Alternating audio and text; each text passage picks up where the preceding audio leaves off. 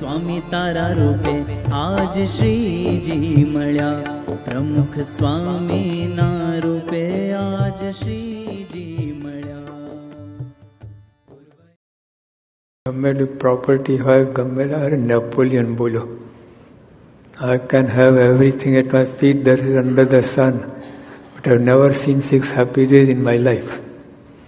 સૂર્ય તરે જે કંઈ પદાર્થ, વસ્તુ, વ્યક્તિ હોય બધાના મારા ચરણે લાવી શકું છું, આટલો બાહો સમર્થ, પણ 6 સુખના દાડા જોયા નથી. તો આપણે શું જોવા નતા? ડોલચા ડોલચી ઉપાડીને તો જો હકીકત છે, હકીકત છે. માઇકલ જેક્સન થાય કેટલું હતું એને, 2 જમ્બો જેટ, અને એના વજન જેટલું એનાથી 36 ગણું, એના વજનથી 36 ગણું એટલું સોનું હતું.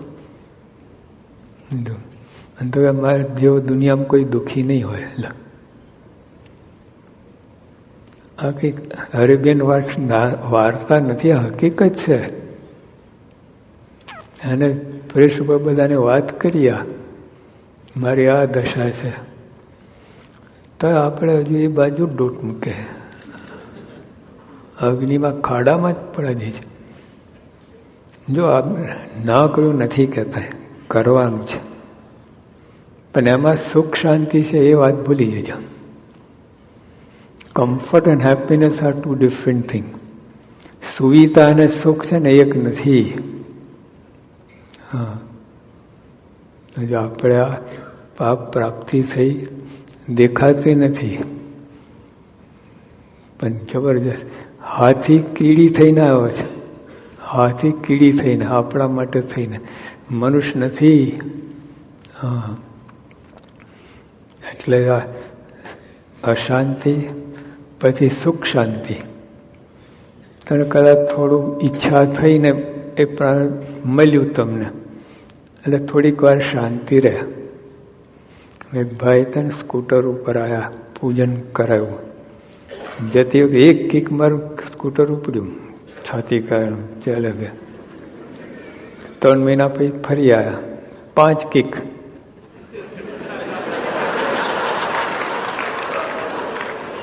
કેમ ભાઈ સ્કૂટર બગડ્યું છે કઈ? ના ના કે સહી, તો પહેલા એક કિકમાં ઉપડે, જો ઉપડ્યું છે તો કેમ 5 કિક?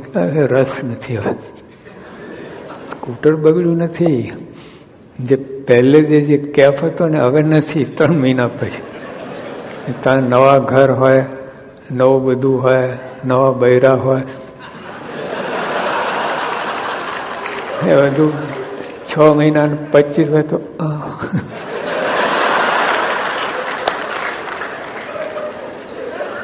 बाद ठिकाने पड़ी जाए. 2 दिन की चांदनी फिर अंधारी रात. તો જો એ સુખ શાંતિ એટલે આપણે મનમાં હોય ને મળ્યું એટલે સુખ શાંતિ. પછી શાંતિ, ઘણા સંતોષી આત્મા હોય છે, બરાબર આટલું વધારે શું, કન્ટેન્ટ. પછી અખંડ શાંતિ, એ જ્ઞાનથી થાય. હમણાં બધી વાત કહી ને જ્ઞાન વિજય સ્વામી, હા, સાખ્ય ને આ બધી વાત શાસ્ત્ર, એટલે એનાથી અખંડ શાંતિ. પછી પરમ શાંતિ, હા, એ પ્રાપ્તિના વિચારથી, ખાલી પ્રાપ્તિ નહીં. તો બેંકમાં $15-20 લાખ પડ્યા હોય, શાંતિ ના, સુખ ના આવે. વિચાર કરો ને, ઓલી બેંકમાં 5 લાખ, 1 મિલિયન હોય, તારે આનંદ આવે. પડ્યા રહે ને તમે પડ્યા રહો તો આનંદ આવે. વિચાર કરવો પડે. આપણે પ્રાપ્તિ તો થઈ છે.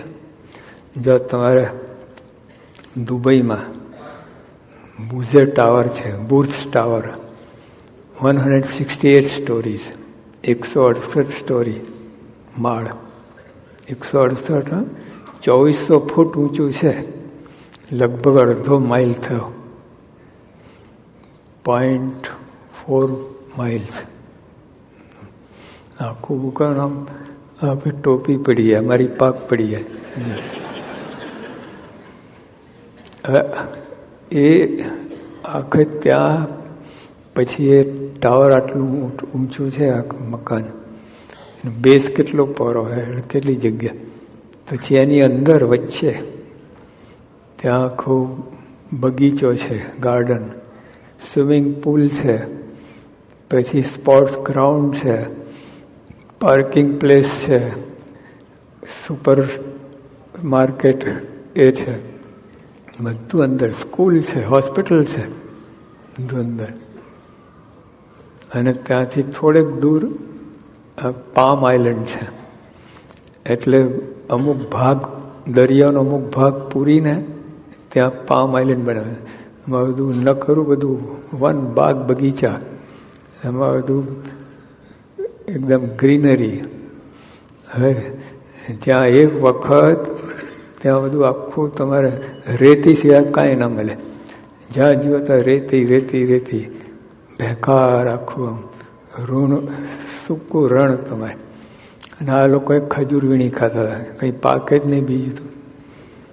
એનાથી આટલું બધું ફેરફાર કેમ થયું? એકદમ સ્વર્ગ ભૂમિ બની ગઈ. આટલું જાહો જલાલી, લોકો આખું એના દીદાર ફરી ગયા, એના દેખાવ ફરી ગયો, અને કેફનું વર્તન એકદમ આવું કેમ થયું? હવે રણભૂમિમાં એકદમ એકાએક આટલું બધું પરિવર્તન કેમ આવ્યું? કારણ તેલ. તેલ મળ્યું એ લોકોને. તેલ ક્યાં મળ્યું? જ્યાં લોકો રહેતા હતા ત્યાં જ નીચે. જમીન કોની માલિકી નથી? એમની જ માલિકીની જમીન જ. એના પર રહેતા, નીચે તેલ હતું. તો કેમ દરિદ્રી હતા? ખબર નહોતી. તેલ નીચે છે ખબર નથી. જો ખબર પડી તો કેટલું આખું બદલી ગયું. એમાં આપણું અસલી આવું જ છે, અસલી આવું છે. પ્રાપ્તિ છે અને ખબર નથી શું વસ્તુ, એ ખબર નથી.